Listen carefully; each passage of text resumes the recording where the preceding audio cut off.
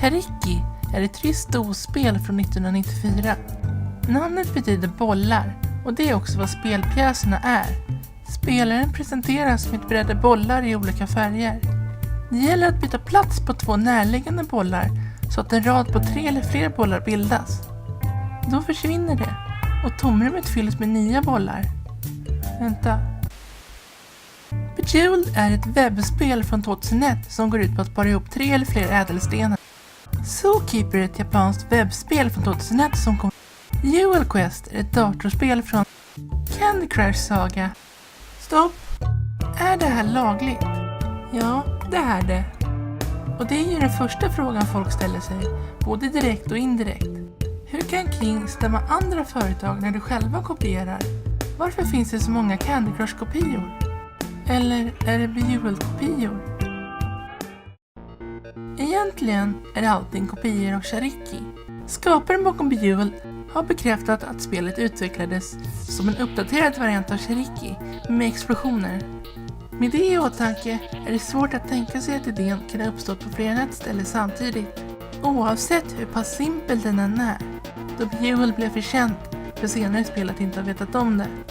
Zookeeper var antagligen mest ett försök att lokalisera spelet för Japan, och spel som Jewel Quest, Castle och Big Kahuna Reef ger små designjusteringar för att ändra hur spelet fungerar. Det är tydligt att dessa spel bygger vidare på en grundidé. Candy Crush gjorde detsamma och plockade element som power-ups och nivåer med annorlunda former från de där mellanspelen. De är alla fullt medvetna om varandra. De vet att de plockar idéer. Men varför var det Candy Crush som blev så där mega populärt? Varför inte Bejeweled? Eller något annat tidigt exempel? Kortfattat var de tidiga spelen låsta i prissättning, klumpiga kontroller och otillgängliga plattformar. Zookeeper till DS befriade kontrollschemat med pekskärmen. Facebook introducerade webbspel för den breda massan och mobiltelefoner möjliggjorde att dessa spel kunde säljas billigt istället för till fullpris. Candy Crush var lite ett fallet av rätt tid och rätt plats. Men spelet utnyttjade också mikrotransaktionssystemet och design riktad mot beroendebeteenden för att tjäna pengar och synas mycket, då folk öppet bad vänner efter flera liv i spelet. Det var helt enkelt inte tid för den här sortens spel att blåsa upp förrän de gjorde det.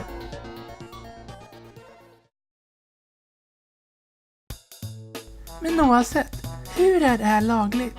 Vi har spel efter spel som kopierar varandra, fullt medvetet.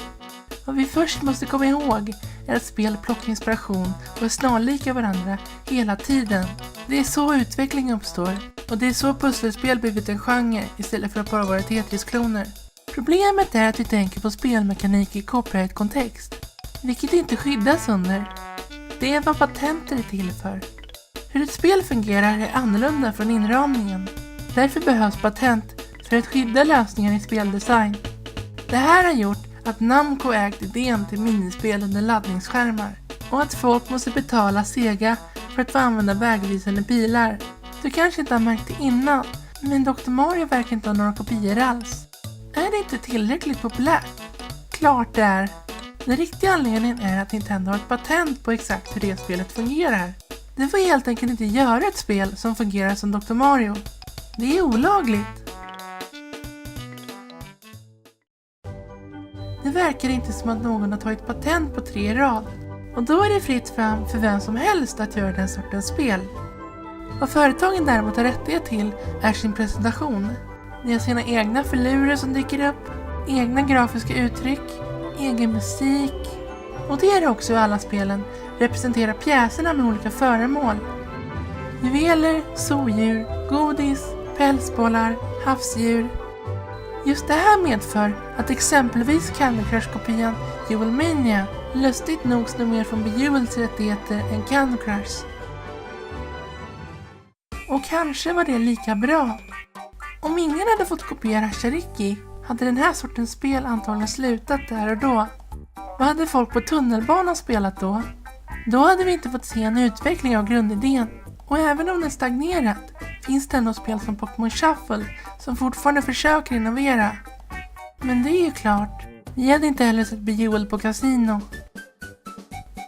Eller det här. Berätta! Har du gjort ett tävlingsprogram av Candy Crush? Och inte heller har du sett alla varumärken i hela världen försöka tjäna pengar på det här. Jag skojar inte ens, det är typ alla varumärken i hela världen. Vi har Disney, Marvel, Cartoon Network, Rio, Barbie, Garfield, Family Guy, Futurama, My Little Pony, Hello Kitty, Sailor Moon, Care Bears, Pac-Man, Knack, Turtles, Star Trek, Star Wars and the Forces of Evil, Godzilla, Tezuka, Angry Birds, nej, inte Mumin, och såklart Doctor Who. Homo sapiens. What an inventive, invincible species.